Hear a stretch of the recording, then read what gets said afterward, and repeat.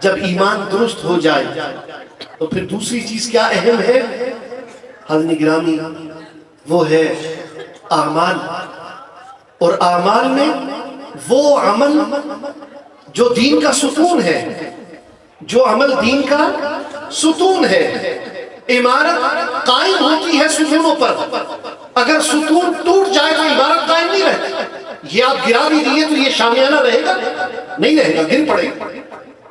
سوچئے وہ نماز ہے، ایسی عظیم عبادت کہ میرے اور آپ کے آقا کریم علیہ السلام نے ارشاد فرمایا من ترک الصلاة متعمدا فقد کفر.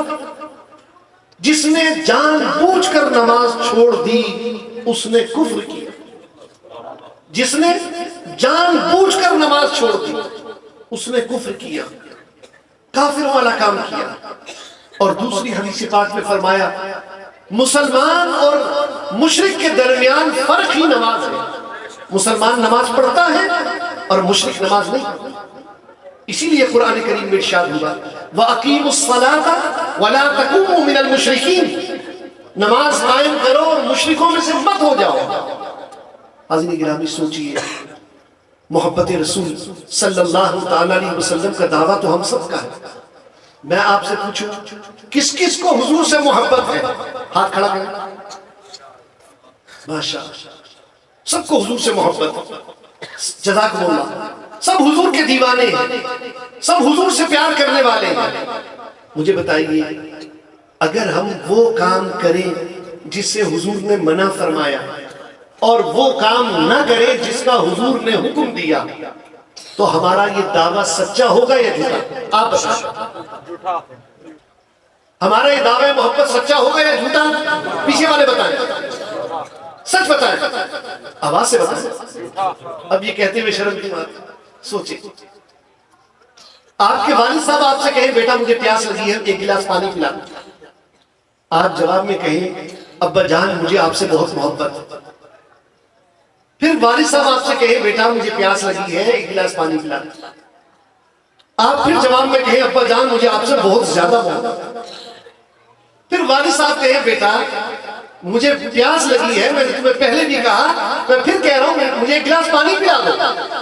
آپ ہاتھ باندھ کے سامنے کھڑے ہو جائیں، کہیں ابا جان بات یہ ہے مجھے آپ سے بہت زیادہ محبت. مجھے بتائیے پاکستان والا ابا کیا کرے گا؟ جوتی اٹھائے گا اور پھر بغیر گرے لگائے گا، کہے گا خبیث اور ذلیل. اور جو ان کو یاد ہوگا آگے وہ اپنی استطاعت کے مطابق اپنے علم کا اظہار کرے گا اور کہے گا گدھا کہیں کا میں کہہ رہا ہوں پانی پلا دے، پیاس لگی ہے، بار بار بکے جاتا ہے مجھے آپ سے محبت ہے، مجھے آپ سے محبت ہے، مجھے آپ سے بہت زیادہ محبت ہے. ایسا کون سا خبیث ہے کہنا مانتا نہیں ہے اور بار بار کہتا ہے مجھے آپ سے محبت ہے؟ یہ سچ ہے یا غلط؟ تو پھر مجھے بتائیں کتنی بری بات ہے. ہم سب کا دعویٰ ہے ہمیں حضور سے محبت. کسی کا خیال بدلا تو نہیں نا؟ پھر ہاتھ اٹھائیں کس کس کو حضور سے محبت ہے؟ الحمدللہ اللہ آپ کے سینوں کو حضور کی محبت کا مدینہ بنا.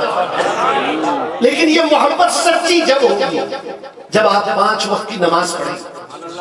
یہ محبت سچی جب ہوگی جب آپ بے حیائی کے کاموں سے بچیں گے.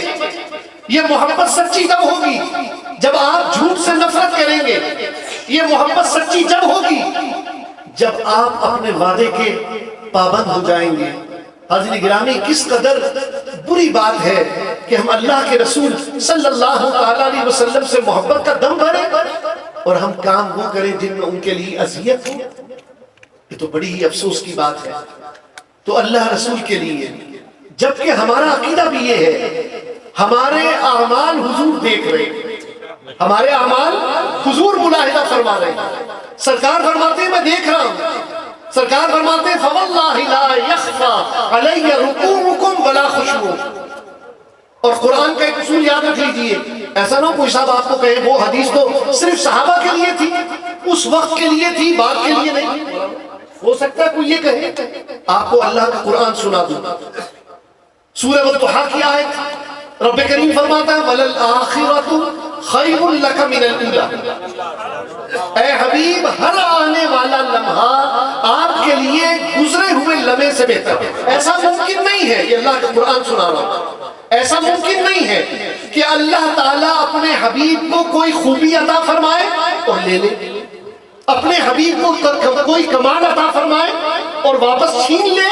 یہ اللہ کی شان نہیں، یہ کریموں کی شان نہیں ہے۔